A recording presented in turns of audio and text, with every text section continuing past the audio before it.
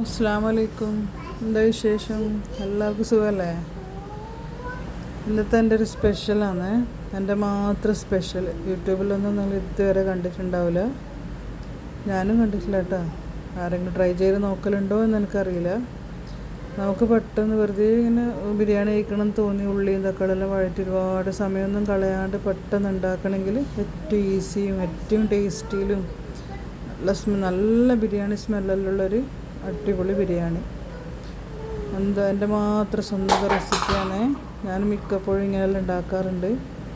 എന്തായാലും ഒരു പ്രാവശ്യമെങ്കിലും ഒന്ന് ട്രൈ ചെയ്ത് നോക്കണം. ഇഷ്ടപ്പെട്ടാൽ ഫീഡ്ബാക്കെല്ലാം അറിയിക്കണം. ഇഷ്ടപ്പെട്ടാൽ ലൈക്ക് ചെയ്യണം, കമൻറ്റ് ചെയ്യണം. ചാനൽ ആദ്യമായിട്ട് കാണുന്നവരൊന്ന് സബ്സ്ക്രൈബ് ചെയ്ത് സപ്പോർട്ട് ചെയ്യൂലേ? ചെയ്യണേ. ഒന്ന് സബ്സ്ക്രൈബ് ചെയ്തിട്ട് ബെൽ ബട്ടണും കൂടി അമർത്തണം. ചിക്കൻ ഇതുപോലെ നന്നായിട്ട് മുളകും ഉപ്പും മഞ്ഞളും കുറച്ച് തൈരും എല്ലാം ഇട്ട് നന്നായിട്ടൊന്ന് കുറച്ച് ഇത് കോൺഫ്ലോർ പൊടി ഇടുന്നുണ്ടെങ്കിൽ ഇടാം, ഞാൻ ഇട്ടിട്ടില്ല, അങ്ങനെ ഇടാം. നന്നായി ഒന്ന് കുഴച്ച് വെച്ച് അരമണിക്കൂർ കഴിഞ്ഞിട്ടാകുമ്പോൾ ചെറിയതായിട്ട് ഫ്രൈ ചെയ്തെടുക്കാം. ഡീപ്പ് ഫ്രൈ ചെയ്യരുത്, ചെറുതായിട്ട് ഫ്രൈ ചെയ്തെടുക്കാം.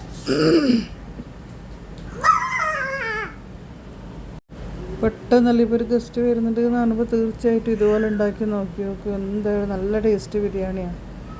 പിന്നെ ഈ ബാച്ചിലേഴ്സ് നിൽക്കുന്ന റൂമിലുള്ളവർക്കെല്ലാം ഒരുപാട് ടൈമില്ലെങ്കിൽ ഇങ്ങനെ ചെയ്യാം.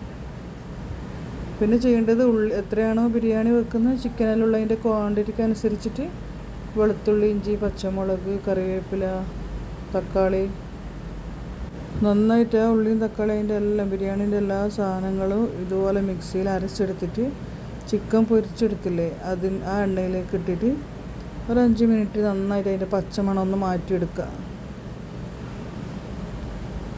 കുറേ ടൈമൊന്നും വേണ്ട, പിന്നെ കുറച്ച് ഉപ്പ് കൂട്ടി ആവശ്യത്തിനുള്ള ഉപ്പും കുറച്ച് ഗരം മസാല പൗഡറും കൂടി ഇട്ടിട്ട് നന്നായി ഒന്ന് ഇളക്കി ഗരം മസാലയും കൂടി ഇട്ടെടുക്കുക.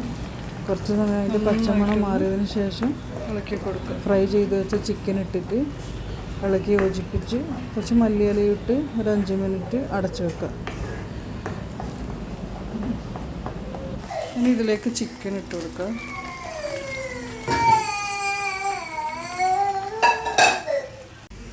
കണ്ടില്ലേ, അത്രയും ടൈമേ വേണ്ടു. Super tasty masala ready, chicken masala ready.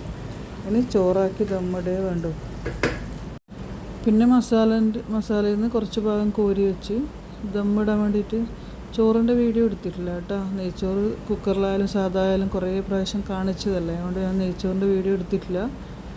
നല്ല വൃത്തിയിൽ ഇതുപോലെ ലെയറായിട്ട് മസാലയും ചോറും മല്ലിയിലയും ഗരം മസാല പൗഡറിലിട്ട് ദമ്മിട്ട് ഫ്രൈ ചെയ്ത ഉള്ളിയും അണ്ടിപ്പരിപ്പ് നട്ട്സെല്ലാം വേണമെങ്കിൽ നിങ്ങൾക്ക് ഇടാം. അതൊന്നും ഇട്ടിട്ടില്ല.